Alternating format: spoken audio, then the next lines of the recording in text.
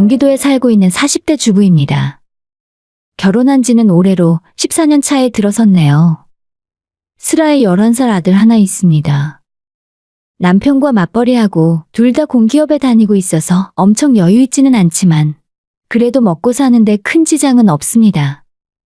식구가 셋이라면 둘이 벌어먹고 사는데 문제가 없는 게 정상이겠죠. 하지만 저는 최근 시아버지가 돌아가시기 전까지 무려 10년이라는 긴 시간 동안 시부모님 두 분을 모시고 살았기 때문에 돈 모을 여유도 없이 버는 족족 생활비로 다 쓰면서 살았던 것 같아요. 아버님이 돌아가신 지금도 물론 시어머니를 모시고 살고 있고요. 애초에 저는 시부모님께 어떤 대가를 바라고 모시기 시작한 게 아니에요. 제 성격에 그랬다면 처음부터 같이 살지도 않았을 거고요.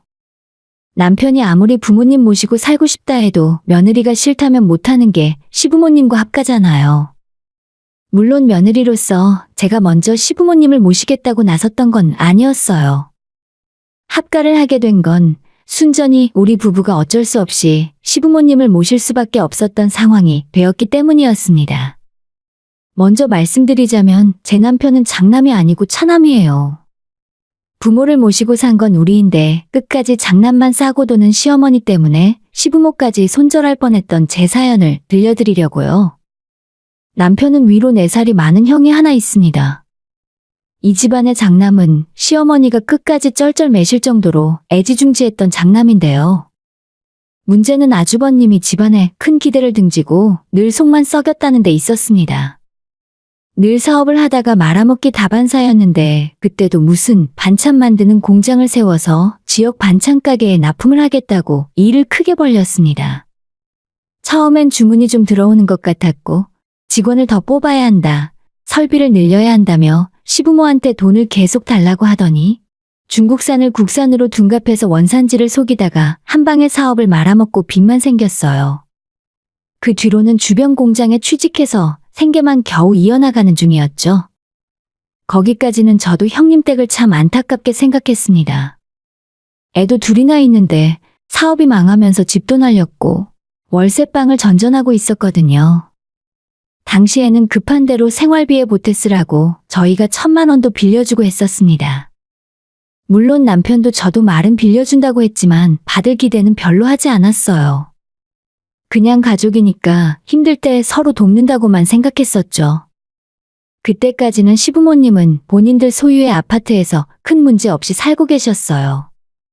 장남이 반찬 공장 사업을 할 때 돈을 빌려주고 못 받긴 했어도 사업에 완전히 실패해서 힘들게 살고 있는 것을 마음에 걸려 하셨던 것 같습니다. 물론 결혼 초부터 아주버님이 그 집안의 아픈 손가락 같은 존재라는 건 알고 있긴 했어요. 아주버님 사업자금 문제 때문에 가족 간의 다툼도 있었던 게 사실이고요. 특히 남편은 형에 대해 불만이 많은 편이었습니다. 시부모님께서 형이 하자는 대로 돈을 다 대주시는 것도 못마땅하게 생각했으니까요. 그래서인지 두 형제 사이는 제가 옆에서 볼 때 그다지 살가운 형제는 아니었어요. 형제 사이가 늘 어색하니 형님 동서 지간 역시도 말할 필요도 없었고요. 명절에 가족들이 다 모여도 식사 시간에는 어머님이 말씀을 안 하시면 늘 적막이 흘렀습니다. 그리고 그 다음에도 늘 서운한 점이 생기곤 했습니다. 어머님은 명절에 제사를 마치고 나면 이런 말씀을 하셨어요. 큰애야, 전이랑 고기랑 다 싸가지고 가라. 너희들 좋아하는 갈비찜도 냉장고에 채워놨으니까 갈 때 그것도 가져가서 해 먹어.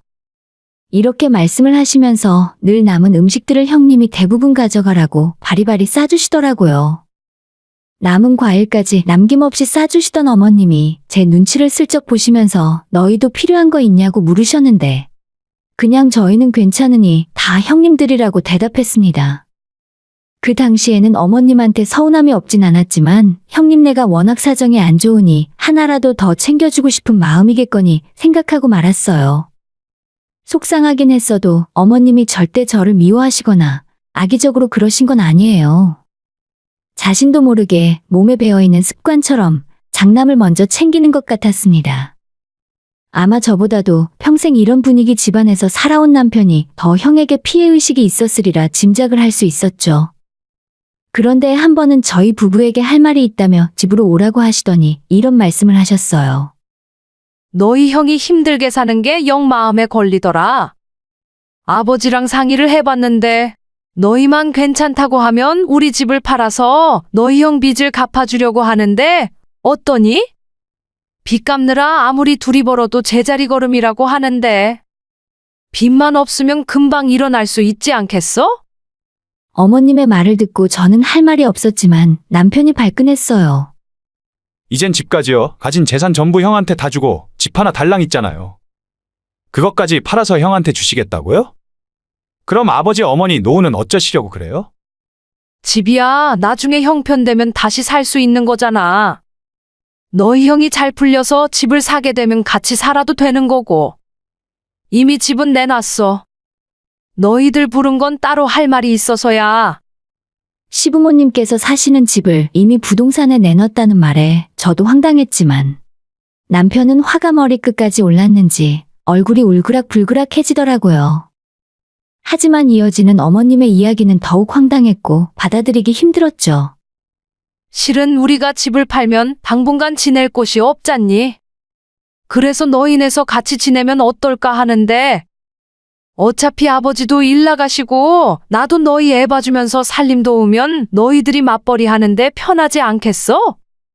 어머니 말을 듣고 너무 황당했지만 제가 대답을 하기 전에 남편이 먼저 대답을 했습니다. 엄마, 집 팔아서 형한테 주는데 형네 집에서 같이 사셔야지. 왜 돈은 형이 받고 부모님은 우리가 모셔요?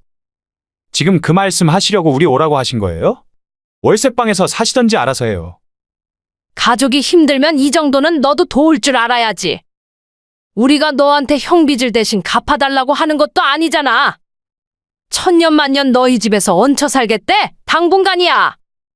저는 혼란스러운 마음에 아무 대답도 못하고 있었는데 남편은 제 손을 잡더니 더 이상 들을 이유도 없다며 집에 가겠다고 자리를 박차고 일어났어요. 제가 옛날부터 이야기했죠? 그런 식으로 형 도와주다가 집까지 다 털어먹을 거라고요. 저희 집에 같이 사는 건 바라지도 마세요. 난처해진 저는 어머님의 눈치를 볼 수밖에 없었지만 남편은 저를 끌고 나가다시피 하면서 집으로 돌아와 버렸어요. 남편은 돌아오는 내내 잔뜩 굳은 표정으로 한마디도 하지 않았습니다. 말없는 옆모습을 보면서 저도 많은 생각이 들었습니다. 왜냐하면 저는 연애 시절 때부터 남편이 자기 형과 차별받고 있다는 걸 알고 있었거든요. 몇 가지 기억나는 것만 말씀을 드려보자면 이렇습니다. 제가 처음 시댁에 인사드리러 갔을 때 좀 의외라고 느꼈던 게 있었는데요. 보통 집에서 제일 큰 안방을 부모님들이 쓰시기 마련이잖아요. 그런데 당시 남편 집의 제일 큰 방은 장남이 혼자 쓰고 있고 그 다음 작은 방은 부모님 내외 제일 작은 방을 남편이 쓰고 있었어요. 그걸 보고 이 집안 서열 1위는 장남이구나 싶었습니다. 그 뒤로도 장남에게는 자가용을 새로 사주셨고 우리 남편은 자기가 직접 번 돈으로 중고차를 구입했죠. 형님이 저희보다 먼저 결혼했고 그때도 형님한테는 신혼집을 사주셨어요. 그 당시 시댁은 나름대로 잘 사는 편이었습니다. 저는 우리가 결혼할 때도 집을 해주실 거라 생각했는데 남편이 그러더라고요. 나는 내가 벌어서 장가가야 해. 엄마가 나까지는 못 해준다 하더라. 우리 두 사람 힘으로 결혼해야 하니까 착실하게 모아야지. 아니, 자기네 형은 집을 사주셨다면서. 근데 우리는 전세도 못 얻어주신대? 돈이 있어도 나는 안 도와주실 것 같아. 나 대학 다닐 때도 4년 내내 등록금 벌려고 과외 뛰면서 아르바이트하고 살았어. 지금 취업해서 내가 스스로 돈 버니까 그나마 사람 대접받으며 사는 거야. 남편은 연애할 때부터 부모님 도움받아 결혼할 생각은 없다고 몇 번이고 이야기했었습니다. 그래서 저도 시댁에 도움받을 생각은 진작에 포기했었죠. 다행히 남편은 번듯한 직장에 다니고 있으면서 4천만 원 이상의 연봉을 받고 있었습니다. 하지만 결혼 전에 시부모에게 매달 월급에서 150만 원을 드리고 있었어요. 남편 생각으로는 그 돈을 조금 모아두셨을 거라고 생각했지만 막상 저희가 결혼한다고 하니 시댁에서는 가진 돈이 2천뿐이니까 알아서 결혼했으면 좋겠다고 하셨습니다. 아무리 장남과 차남이라지만 너무 불공평한 거 아닌가 싶기도 하고 결혼하고 난 이후로도 차별 대우를 겪어야 할까봐 고민을 많이 했었던 기억이 납니다. 실제로 결혼하고 나서 보니 심하다는 생각이 들 때가 많았어요. 어찌됐든 그날 이후 합가 문제로 남편과 말이 안 통한다는 걸 알게 된 시부모님은 저한테 부탁을 해오셨습니다. 가족이 무너질 수도 있는 위기라며 제가 남편을 설득해달라면서요. 나도 너 얼굴 보기 면목이 없다마는 그래도 어쩌겠니? 집은 첫째한테 주겠지만 땅은 나중에 너희들한테 물려줄 생각이니 너무 서운하게 생각하지 마. 그래도 너희들은 둘 다 안정된 직장이라도 있잖니? 어머님, 저도 이 문제는 확답을 못 해드려요. 저희 남편 고집 센 거 아시잖아요. 저는 어머님의 말을 듣고 고민이 깊어질 수밖에 없었습니다. 시부모님을 모신다는 문제는 당연히 쉬운 게 아니었어요. 아마도 대한민국 대부분 며느리들은 합가라는 말만 들어도 질색팔색을 하며 손사래를 칠 겁니다. 하지만 제가 그렇게 반대만 하지 않았던 건 분명 합가를 했을 때의 장점도 명확하게 알고 있었기 때문이었어요. 일단 저는 사정상 친정의 도움을 받는 것이 거의 불가능해요. 친정이 제주도에 사시는 데다 자영업을 하시기 때문에 1년에 한두 번 저희가 찾아가지 않으면 얼굴 뵙는 것도 힘든 일인데 육아를 도와주시는 건 말도 안 되는 일이었죠. 만약 시부모님과 같이 산다면 일단 아이를 믿고 맡길 수 있다는 장점이 있었고, 제가 야근이 많고 살림까지 하는 것이 벅찬 상황에서 어머님이 살림을 도맡아 해주신다고 하니 그것도 장점이라 생각했습니다. 결혼해서 그때까지 본 시부모님은 상식 밖의 행동을 하시거나 저한테 시집살이 시키실 분들은 아니었어요. 물론 결혼할 때 2천만 원 보태주신 것과 결혼하기 전과 후로 아주버님이랑 비교해서 차별하시는 것 때문에 서운한 마음은 분명히 있었습니다. 하지만 피치 못하게 둘째 아들에게 저런 부탁을 하는 부모님의 마음을 헤아려 보자면 그 사정이 안 됐기도 했어요. 부모님 모시고 사는 문제를 쉽게 결정할 수 없었고 저나 남편이나 쉬운 일은 아니었어요. 남편은 제가 이 문제로 상의라도 하려고 하면 아예 말도 꺼내지 말라며 대화 자체를 거부했습니다. 어머님은 진짜 집하실 것 같은데 당신은 어쩔 생각이야? 형님네가 어머님 아버님을 모시고 살까? 그 집이 너무 좁잖아. 방도 없고. 당신은 그 문제 신경 쓰지 마. 돈 해주기로 했으면 당연히 형이 알아서 하는 거지. 이런 상황이었는데 왜 저희가 부모님을 모실 수밖에 없었냐면 몇 달 후에 일어난 어떤 사건 때문입니다. 남편의 반대에도 불구하고 시부모님은 결국 사시던 집을 팔아서 아주버님의 남은 빚 4억 원을 모두 갚아주셨다고 해요. 그 이후 부모님 앞으로 남은 돈은 7천 정도의 현금과 경기도 변두리에 있는 땅 조금뿐이었죠. 우리 부부가 합가를 하기 싫어하니 아주버님 빚을 갚아주고 같이 살기로 한 것 같다는 말을 남편을 통해 얼핏 들었어요. 그래서 저도 거기까지만 알고 있었죠. 그런데 아버님으로부터 4억 원을 입금받자마자 아주버님은 살고 있던 집까지 싹 정리하더니 연락을 끊고 자취를 감추었어요. 정말 말 그대로 빚쟁이가 야반도주를 한 것처럼 연락을 딱 끊어버리고 아예 저희들이 추적조차 하지 못하게 어디론가 사라져버렸더라고요. 기가 막힐 노릇이었죠. 다른 사람도 아니고 부모에게 저런 짓을 하는 사람이 있다는 걸 처음 봤습니다. 그 뒤로 난리가 난 건 말할 필요도 없고요. 엄마, 내가 형 믿지 말라고 했잖아. 이제 집도 팔았는데 어쩔 작정이세요, 대체? 너희 형도 무슨 사정이 있었겠지. 설마 이대로 연락 끊고 살 생각이겠니? 지금은 면목이 없어서 연락을 못하는 걸 거야. 둘째 너희들한테는 우리도 면목이 없다. 어머님 아버님은 우리 부부에게 미안하다는 말만 하셨어요. 결과적으로 오갈 곳이 없어진 시부모님을 모실 수밖에 없었고요. 시부모님과의 합가는 이렇게 자의반, 타의반으로 이루어졌습니다. 처음 합가할 때는 어머님도 계속 같이 살 생각은 없다고 하셨어요. 하지만 합가 자체도 어렵지만 같이 살다가 분가하는 것도 결코 쉬운 일은 아니었습니다. 처음은 1년만이라 했었는데 2년, 3년, 시간이 점점 늘어나더니 결국 10년이 넘는 세월을 시부모님을 모시고 함께 살았으니까요. 아무리 시부모님이 좋은 분이라 해도 그 시간 동안 트러블이 없었겠습니까? 처음에 살림 합치고 나서는 서로 안 맞는 부분 때문에 속상한 일도 많았어요. 청소 문제, 생활비 문제, 아이 육아에 대한 문제 등등. 말하자면 정말 많았어요. 하지만 그런 것들은 시간이 지나면서 하나하나 정리가 되더라고요. 다행히 어머님과 저는 말이 통하는 사이라서 서로 맘상하지 않는 선에서 합의를 할 수 있었습니다. 가만 생각해보자면 저는 합가로 인해 혜택 본 것도 많았어요. 일단 저는 집안일은 일절하지 않아도 됐습니다.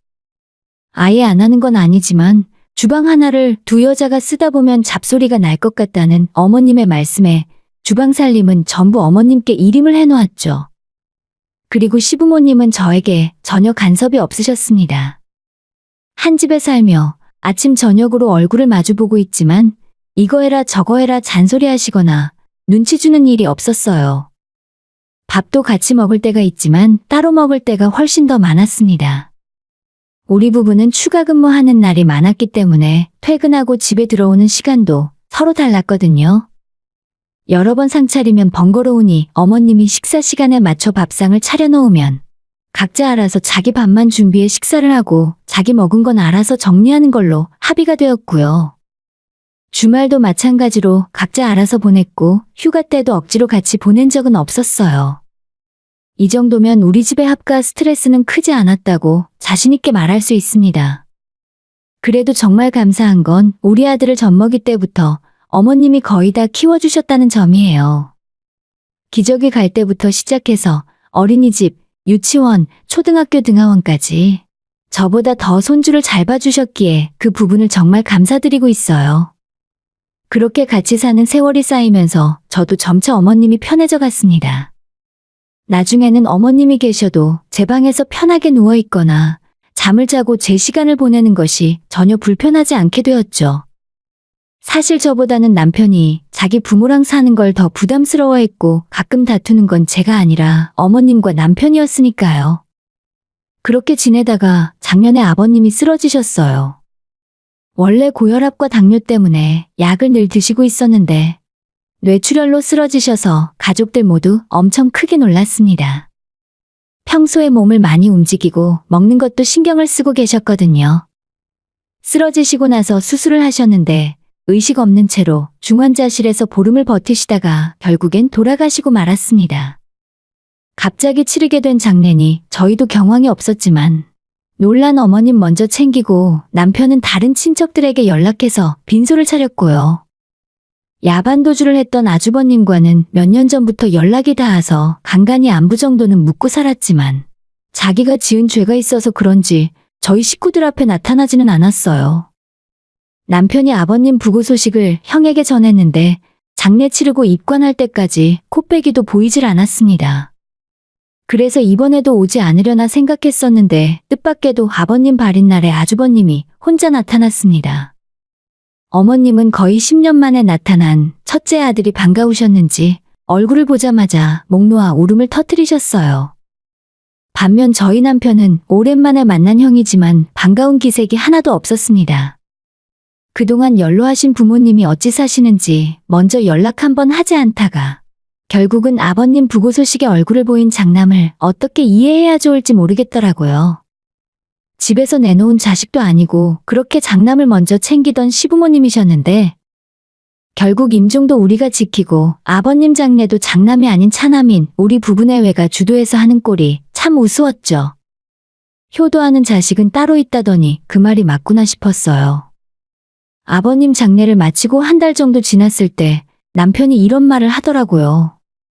자기 형이 할 말이 있다며 집으로 찾아오기로 했다면서요.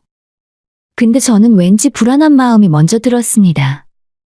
잠시 후에 도착한 아주버님은 혼자 우리 집에 와서 자기 할 말만 하고 가버렸습니다. 그 할 말이라는 게 듣는 입장에서는 참으로 어처구니가 없었습니다. 엄마, 내가 지금 하는 일이 좀 힘들어요. 잘 되고 있었는데 이번 고비만 넘기면 한시름 놓을 것 같아. 엄마 땅 아직 안 팔았지? 그거 지금 얼마나 해요? 형, 진짜 그건 선 넘는 거 아냐? 그 땅은 엄마 거야. 왜 그 땅을 형이 팔라 말아야? 네가 뭔데 이래라 저래라 끼어들어? 넌 조용히 하고 있어. 형제간의 언성이 점점 높아지고 싸움이 되었습니다. 제가 말리려고 했는데 마침 어머님이 그만하라며 역정을 내셨어요. 그만 좀 해라. 오랜만에 만나서 하는 얘기가 고작 땅 팔으라는 소리냐? 첫째, 너는 그런 소리 할 거면 그만 돌아가라. 그동안 노인네 모시고 살던 둘째네한테 미안하지도 않아. 엄마가 그 땅만 팔아주면 이제부터 엄마는 내가 모실게요. 그럼 서로 좋은 거잖아. 재수 씨도 그게 좋지 않아요? 그만하고 썩 꺼지지 못해? 아주버님이 그 난리를 치고 간 후 며칠 동안 어머님은 식사도 거의 하지 않고 누워 계시기만 했어요. 장남이 오랜만에 나타나 그런 소리를 하고 갔으니 속이 무척 상하셨겠죠. 그러다 무슨 결심을 하신 건지 우리 부부한테 이야기를 좀 하자고 하시더라고요. 내가 며칠 생각을 해봤는데 아무래도 그 땅 팔아야겠다. 어머니의 말에 저와 남편은 할 말을 잃었습니다. 저 대신 남편이 바로 어머님께 따졌습니다. 엄마, 내가 장담하는데 그 땅 팔아서 형한테 줘도 형은 절대 엄마 안 모셔. 10년 전처럼 돈만 가지고 연락 끊을 거야. 설마 이번에도 그러겠니? 남편은 더 이상 어머니한테 말을 해봤자 소용이 없다 생각했는지 혼자 한숨만 푹푹 쉬었어요. 저 역시 어머님의 결정에 화가 나긴 마찬가지였습니다. 그동안 한 번도 큰 소리 내거나 대든 적 없었지만 그때는 한마디 하고 싶었어요.